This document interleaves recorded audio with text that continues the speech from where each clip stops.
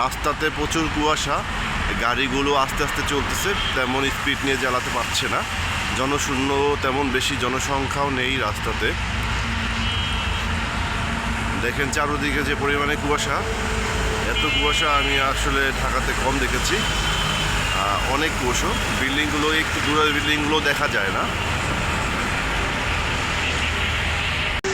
তা মানুষের জীবন থেমে নেই, মানুষ কিন্তু কর্মজীবনে ব্যস্ত হয়ে পড়েছে কুয়াশা ভেদ করেও। দূরের বিল্ডিংটা একটু জুম করে দেখা যায় না, এই বিল্ডিংটা পুরো ধোঁয়াশে হয়ে আসছে কুয়াশায়। এটা অনেক বড় একটা বিল্ডিং, প্রায় 12 তলার উপরে, 14 তলা, 20 তলার কাছাকাছি প্রায়। তাও এটা ধোঁয়াশে হয়ে আসছে, দেখাই যায় না।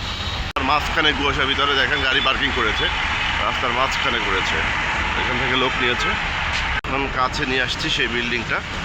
এটা হলো সেই বড় বিল্ডিং, যেটা 14-15 তলার কথা বলছিলাম, 20 তলার কাছাকাছি হবে। আর এখানে দেখেন ধোঁয়া আর কুয়াশার জন্য কিছুই দেখা যায় না তেমন। দেখেন অনেক কুয়াশা পড়ছে, যে দেখেন অনেক কুয়াশা।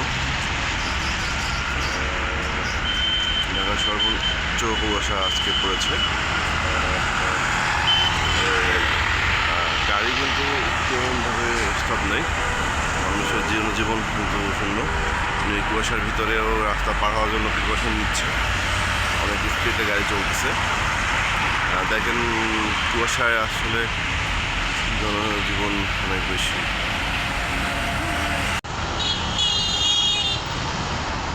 ওই যে এখন মানে গাড়িগুলো পার হওয়ার হচ্ছে, আর অনেক দূরের যে বিল্ডিংগুলো সেগুলো দেখা যাচ্ছে না।